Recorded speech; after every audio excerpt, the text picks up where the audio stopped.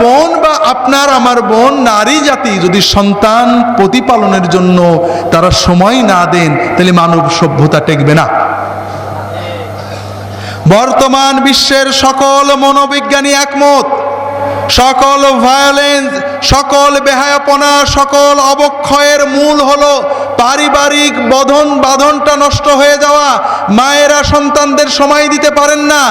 আর যদি কোনো মানব সন্তান যত ভালো স্কুলে পড়ুক, যত নার্সিংয়ে পড়ুক, যত পরিবেশই পাক, যত খানাই পাক, যদি তার বড় হওয়া পর্যন্ত 15-18 বছর পর্যন্ত যদি মায়ের স্নেহ বাবার স্নেহ না পায়, ও নষ্ট হতে বাধ্য। ওর ভিতরে মানবিক মূল্যবোধ বিকশিত হবে না।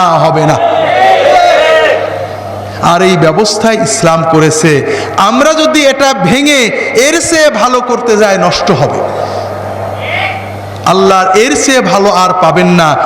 আমরা যদি চাই যে আমরা বেঁচে থাকবো, সভ্যতা বেঁচে থাকবে, এর চেয়ে ভালো আর পাবেন না।